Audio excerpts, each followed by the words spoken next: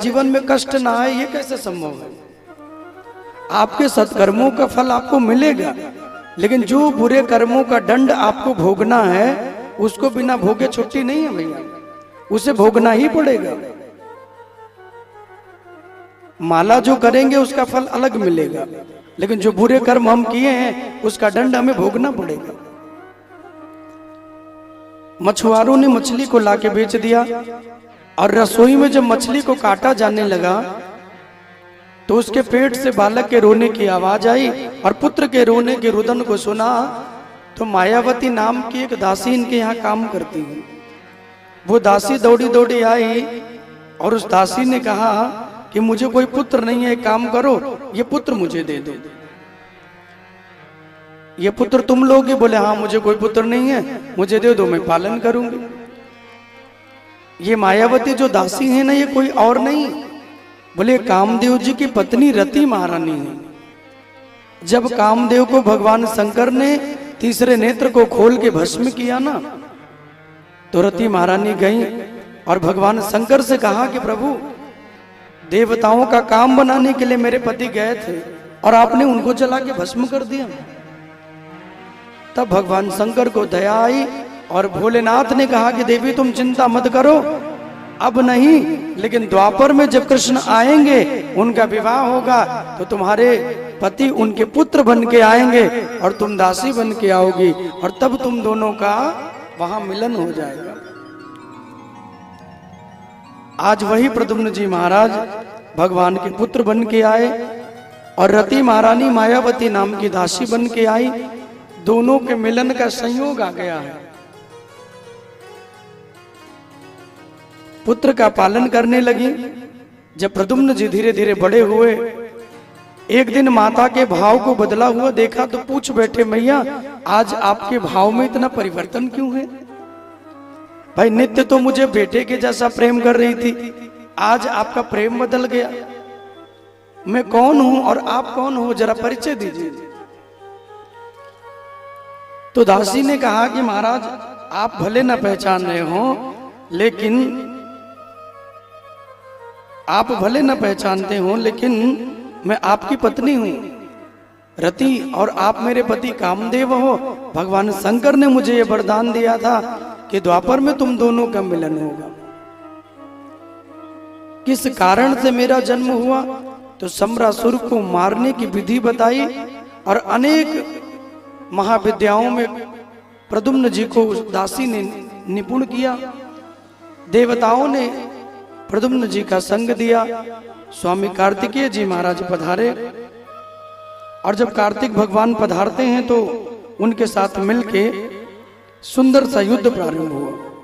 और जब सुंदर सा युद्ध प्रारंभ हुआ, बड़े दिनों तक वो युद्ध घमासान चला, लेकिन ब्रह्मा जी ने लिख दिया था कि इनके हाथों ही मृत्यु होगी। तो प्रद्युम्न के हाथों सम्रासुर का वध हुआ।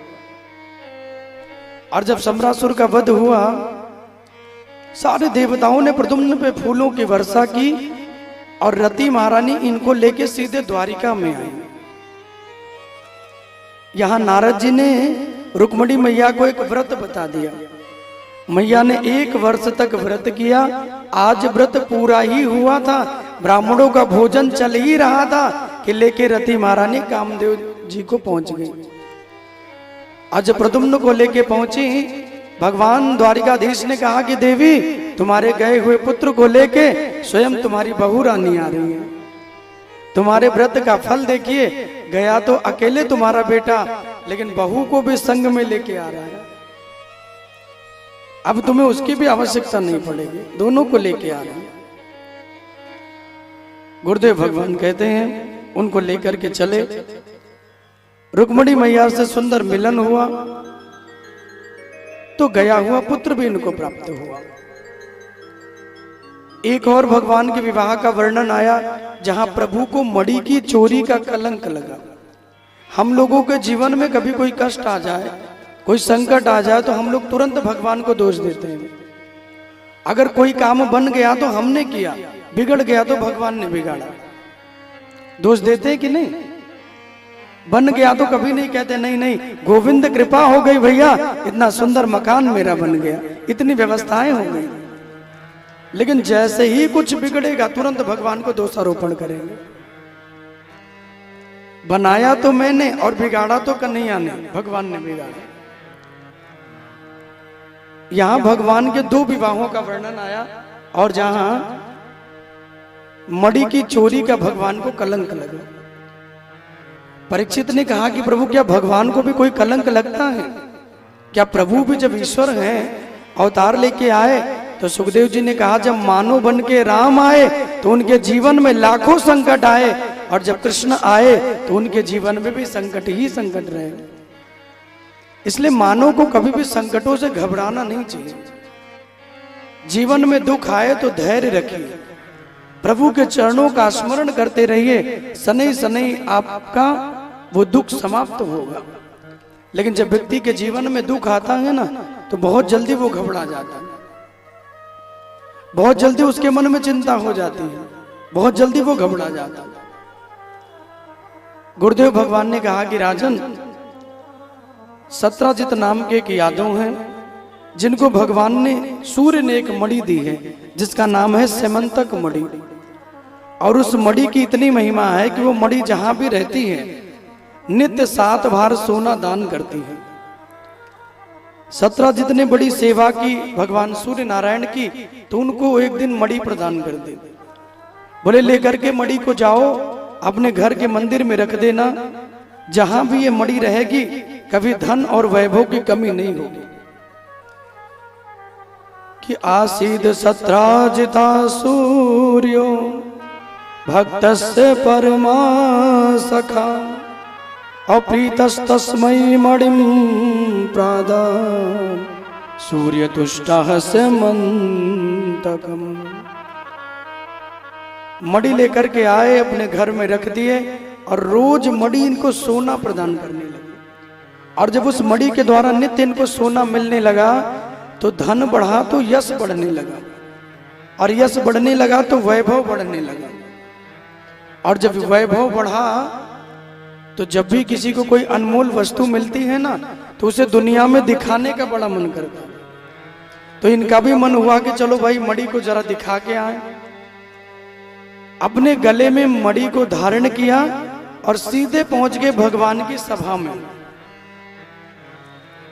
जहां द्वारिकाधीश की सभा लगी है, सत्राजित मणि को गले में पहन के वहीं पहुंचे। अच्छा, माताओं पे कोई सोने के आभूषण होते हैं ना तो गले में वो सबसे ऊपर ही होता है जिससे सबकी नजर पड़े। और माताएं तो इतनी होशियार है, अगर कोई ना भी देखे तो दिखा भी देती है, देखो ये कंगन लिया है, भी कल ही लिया है।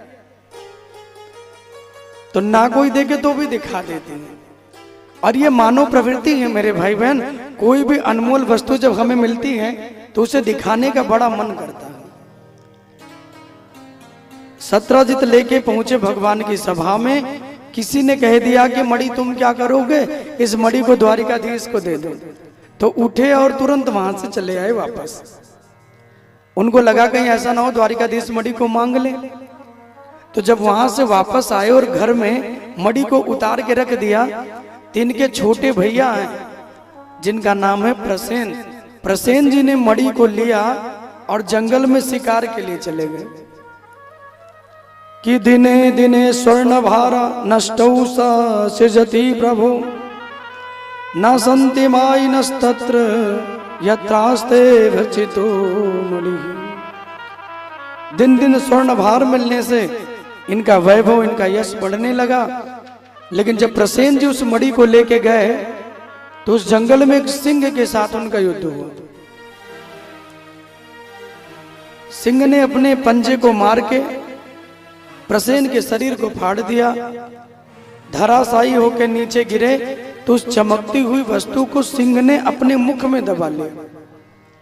और जब उस वस्तु को अपने मुख में दबाया, मुख में धारण किया, लेकर के जंगलों की ओर बढ़े। और जब सिंह जंगलों की ओर बढ़ा तो उन्हीं जंगलों में जामवंत जी की गुफा थी।